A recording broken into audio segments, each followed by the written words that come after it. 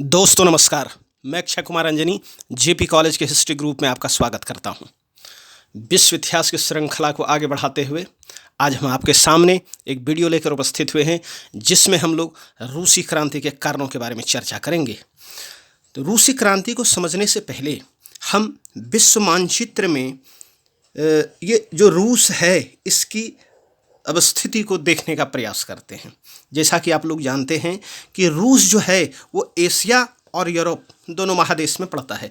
ये यहाँ पर आपको दिखाई पड़ रहेगा हल्का हल्का रेड रेड डॉट। ये जो है यूराल पर्वत है और यूराल पर्वत के साइड जो है एशिया और इस साइड जो है यूरोप का भाग पड़ता है, और ऐसे ऐसे इस तरह का चीज़।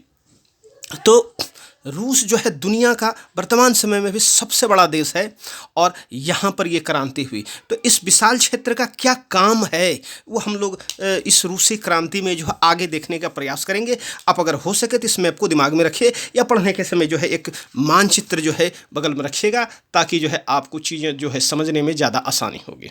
चलिए हम लोग सबसे पहले देखें संक्षेप में कि जो है ये रूसी क्रांति जो है ये क्या था, और तब हम इसके जो है कारणों के बारे में थोड़ा जो है डिटेल से चर्चा करेंगे। तो रूसी क्रांति ये सन 1917 की घटना है। अब इसके बारे में कि जिस प्रकार इंग्लैंड की गौरवपूर्ण क्रांति 17वीं शताब्दी की तथा फ्रांस की राज्य क्रांति 18वीं शताब्दी की महत्वपूर्ण घटना है, ठीक उसी प्रकार रूस की बोल्शेविक क्रांति 20वीं शताब्दी के इतिहास की सबसे महत्वपूर्ण घटना है। तो इंग्लैंड की गौरवपूर्ण क्रांति और फ्रांस की जो है राज्य क्रांति उससे तुलना की जाती है किसकी? ये बोल्शेविक क्रांति की, रूसी क्रांति की। देखें आगे देखें। वैसे तो इसकी सुगबुगाहट 1905 में ही दिखाई पड़ने लगी थी, जब खूनी रविवार की घटना के बाद जार को सैद्धांतिक तौर पर निरंकुशता को छोड़ते हुए ड्यूमा का गठन करना पड़ा था।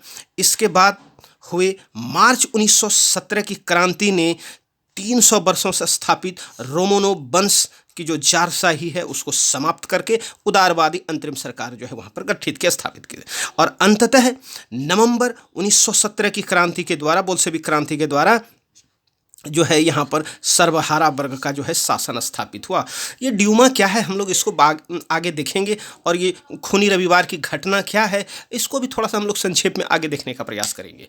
तो इस तरह हम लोग कह सकते हैं इसके बारे में, रूसी क्रांति के बारे में संक्षेप में, इस क्रांति ने न केवल निरंकुश एकतंत्री व स्वेच्छाचारी जारशाही शासन का अंत किया, बल्कि कुलीनों, सामंतों, जमींदारों, पूंजीपतियों आदि की आर्थिक एवं सामाजिक सत्ता को समाप्त करते हुए विश्व में पहली बार मजदूरों और किसानों के प्रथम सत्ता स्थापित कर दी। इस क्रांति के माध्यम से पहली बार मार्क्स द्वारा प्रतिपादित वैज्ञानिक समाजवाद की विचारधारा को मूर्त रूप प्रदान किया गया। हम कोशिश करेंगे कि जो वैज्ञानिक समाजवाद है उसको अभी बता पाना संभव नहीं है, इसके लिए हम एक अलग से वीडियो लाएंगे जिसमें हम आपको जो है मार्क्स का समाजवाद क्या है इसके ऊपर जो है हम लोग ये जानने का प्रयास करेंगे।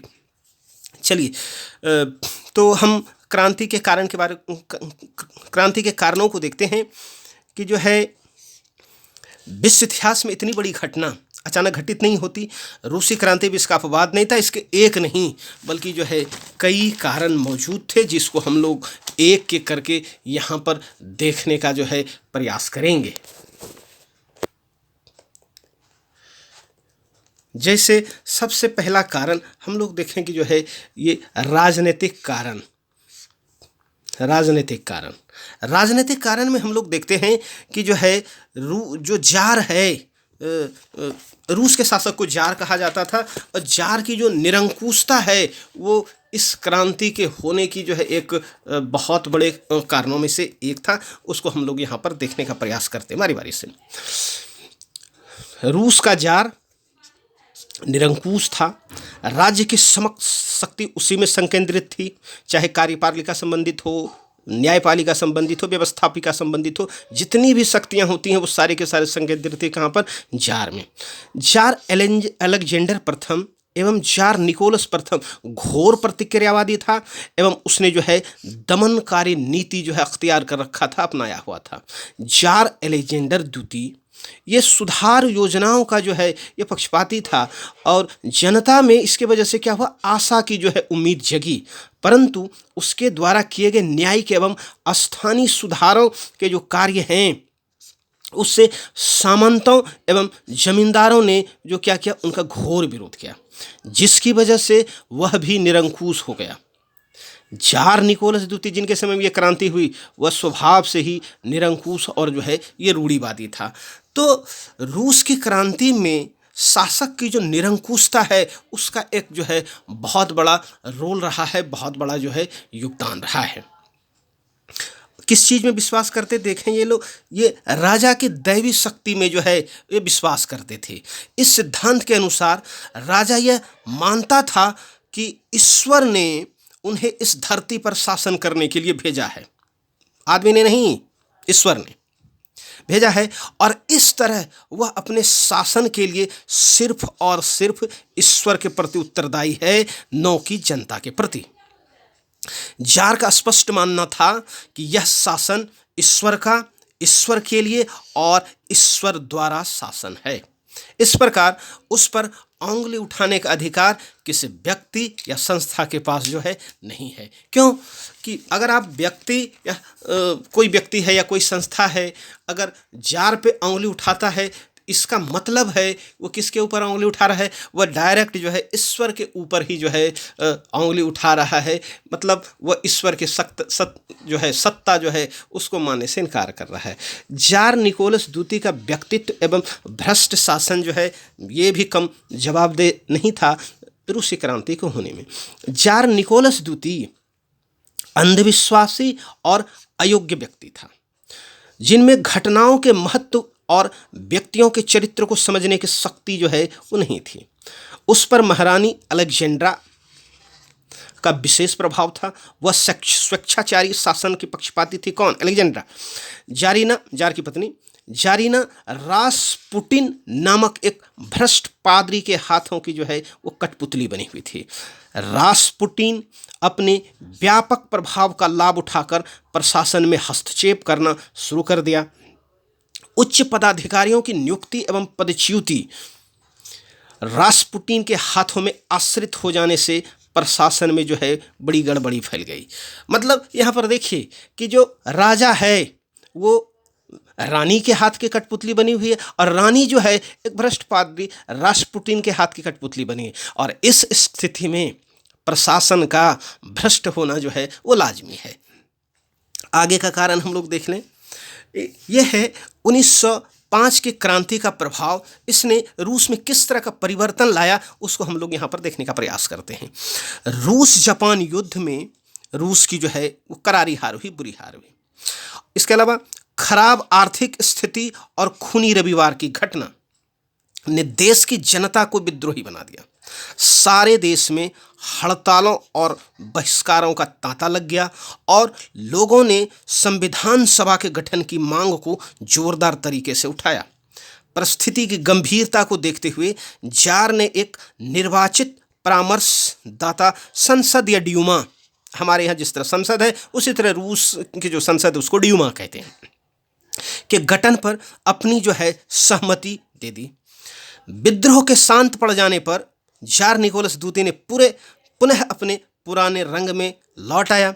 उसने सभी राजनीतिक गतिविधियों पर पाबंदी लगा दी। जार ने पहली ड्यूमा या पहली संसद को मात्र 75 दिन के अंदर अंदर जो है उसको क्या कर दिया, भंग कर दिया, और पुनर्निर्वाचित दूसरी ड्यूमा जो है इसको भी जो है मात्र 3 महीने के अंदर अंदर जो है उसको क्या कर दिया, 3 महीने के अंदर अंदर जो है उसको भी भंग कर दिया। किसको? जो दूसरी ड्यूमा थी, भंग कर दिया। वह ऐसा भाई क्यों कर रहा था? वह जो है किसी भी प्रकार का जार जो है किसी भी प्रकार का ये क्या कहते हैं जवाबदेही या अंकुश जो है उसको अपनी सत्ता पर जो है पसंद नहीं करता था। उसने मतदाता कानूनों में फेरबदल करके तीसरी ड्यूमा में रूढ़िवादी राजनेताओं को भर दिया। अतः ड्यूमा नाम मात्र की प्रतिनिधि संस्था रह गई। इससे जनता अपने आप को ठगा हुआ महसूस करने लगा। मतलब जनता ने जिस उद्देश्य की प्राप्ति के लिए ड्यूमा का गठन किया था उस पर जो है वो पानी फिर गया, क्योंकि उसमें जनता का प्रतिनिधि नहीं रह के वो मनमाने तरीके से जिस तरह का जार चाहता था उस तरह के लोगों को जो है उनके द्वारा वहाँ पर क्या कर लिया गया, भर्ती कर लिया गया। सामाजिक कारण देखने का प्रयास करते हैं। रूसी समाज में जो है घोर असमानता व्याप्त है, जिस तरह के फ्रांसीसी समाज में आप लोगों ने देखा होगा। रूसी समाज 3 श्रेणियों में बटा था। आप फ्रांस में भी देखे थे, वहाँ पर भी 3 श्रेणियों में बटा हुआ था। तो जो प्रथम श्रेणी है, इस वर्ग में कुलीन, सामंत, बड़े जमींदार, बड़े पादरी आदि आते थे। इन्हें राज्य की ओर से बहुत सारे विशेषाधिकार प्राप्त थे। राज्य के प्रमुख पदों पर नियुक्ति इसी वर्ग से की जाती थी।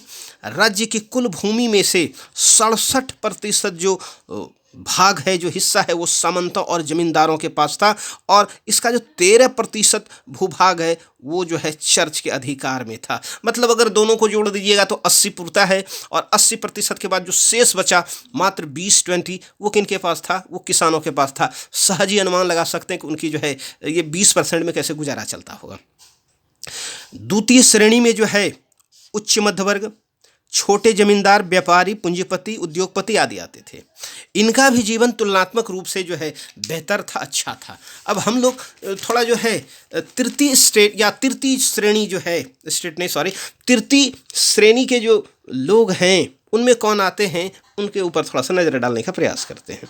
इस वर्ग में कृषक, अर्धदास कृषक, मजदूर आदि आते थे।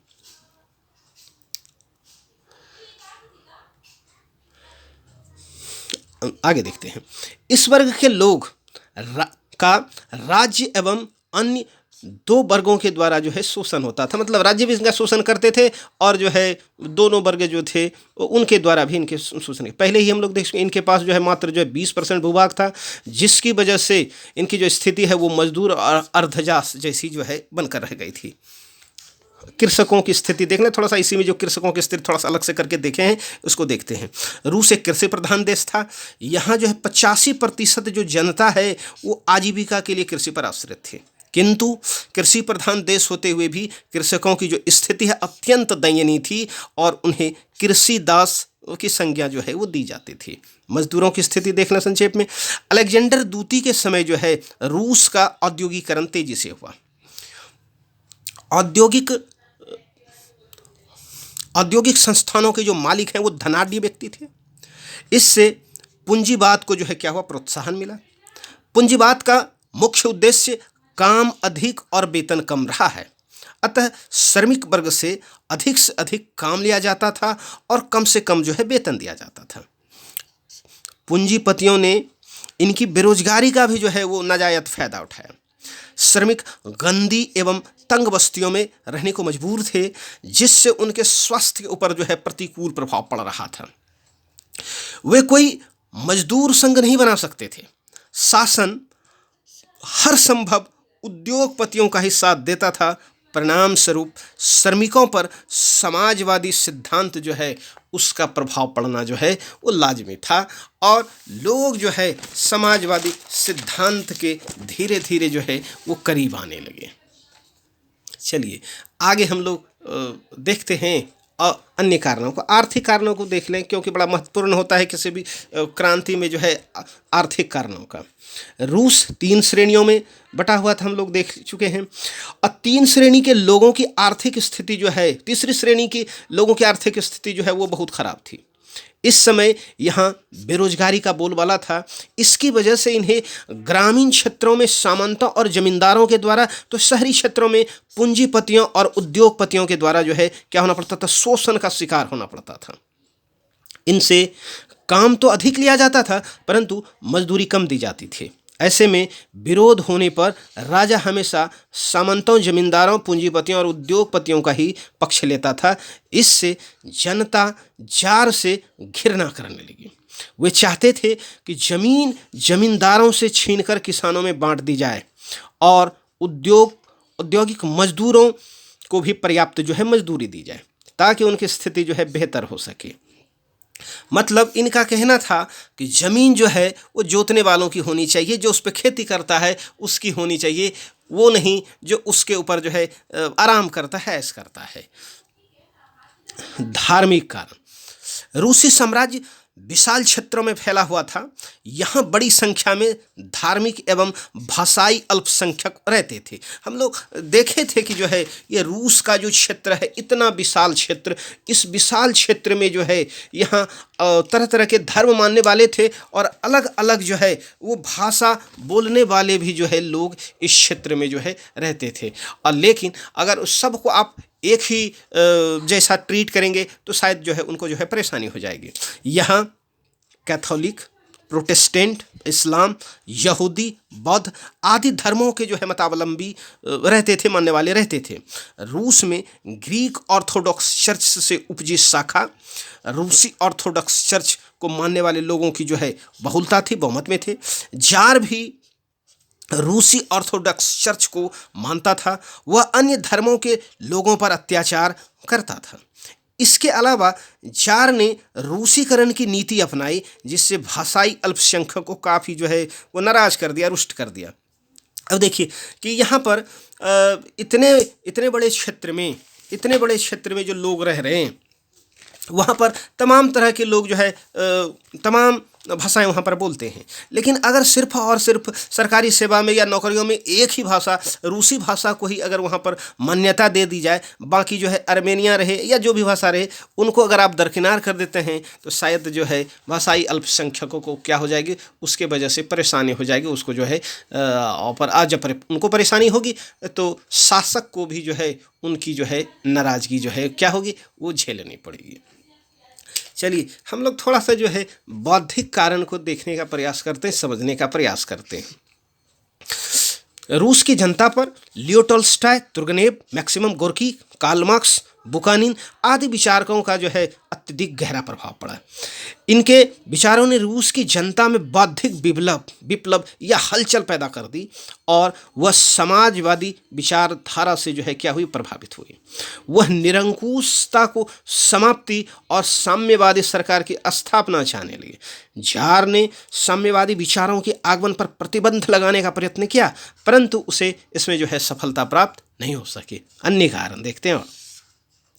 यूरोपीय लोकतंत्र का प्रभाव, प्रथम विश्व युद्ध में जो रूस है वो मित्र राष्ट्र की तरफ से लड़ा था। जानते हैं कि विश्व युद्ध जो है वो मित्र राष्ट्र और धुर्य राष्ट्र के बीच हुआ था। अगर आप इसको डिटेल में देखना चाहें, जानना चाहें, तो एक मेरा जो है एक वीडियो है विश्व युद्ध के कारणों पर, आप उसको जो है देख सकते हैं। उसमें इस चीज़ को ज़्यादा बेहतर तरीके से समझाया गया।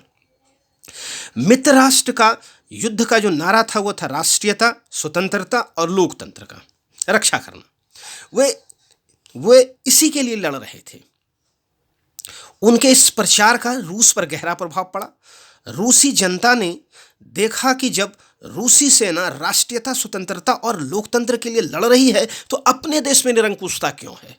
अतः वह देश में लोकतंत्र की स्थापना या निरंकुशता की समाप्ति के जो है आकांक्षा करने लगे।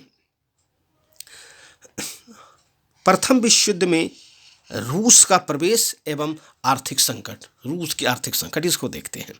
प्रथम विश्व युद्ध में रूस ने मित्र राष्ट्र की ओर से भाग लिया था। शुरू में इसमें रूसियों का जो है काफ़ी समर्थन प्राप्त हुआ, परंतु जार व जारिना के विवेकहीनता और युद्ध कार्यों में अनावश्यक हस्तक्षेप ने सेना के मनोबल को काफ़ी गिरा दिया। सैनिकों के पास युद्ध सामग्री एवं आवश्यक साजो सामान का घोर अभाव था। मतलब उनके पास पर्याप्त हथियार नहीं थे, जूते नहीं थे, कपड़े नहीं थे, और इस स्थिति में अगर उनको लड़ना पड़ रहा था तो आप समझ सकते हैं कि उसका परिणाम क्या होगा, जिसकी वजह से रूस को आरंभिक 2 वर्षों में घोर पराजय का जो है उस सामना करना पड़ा। उनको जो है पराजय का जो है मुंह देखना पड़ा। आपको जानकर आश्चर्य होगा कि जो है 1917 तक उसके लगभग 70 लाख सैनिक जो हैं वो मारे जा चुके थे। बड़ी संख्या है। सैनिक युद्ध से तंग आ चुके थे, अब वो लड़ना नहीं चाहते थे। उधर युद्ध की वजह से महंगाई बढ़ गई थी, कीमतें आसमान छूने लगी थी। रूस में अनाज, कपड़े, ईंधन आदि का जो है मूल्य वो काफ़ी अधिक बढ़ गया था, जिसके लिए क्या हुआ कि निर्धन लोगों के लिए उन्हें खरीद पाना जो है कठिन हो गया। इसकी वजह से अक्सर दंगे होने लगे, लूटपाट होने लगे। लोग ये समझते थे कि रूस में वस्तुएं प्रचुर मात्रा में उपलब्ध है, परंतु पूंजीपतियों द्वारा उन्हें अपने कब्जे में ले लेने की वजह से उसकी कीमत जो है वो बढ़ गई है। मतलब ये जो महंगाई है ये अब क्रिएटेड है, माने पैदा किया गया है, ये वास्तव में नहीं है। उपरोक्त कारणों से रूस में स्थिति काफ़ी तनावपूर्ण हो गई और जनता ने विद्रोह कर दिया। जार ने सेना को निहत्थी भीड़ पर गोली चलाने का आदेश दिया, परंतु वह भी क्रांतिकारियों से जा मिला, सेना भी क्रांतिकारियों से जा मिला। ऐसे में राजा को अपना त्यागपत्र देना पड़ा और वहाँ पर अंतरिम सरकार जो है वो गठित हो गई।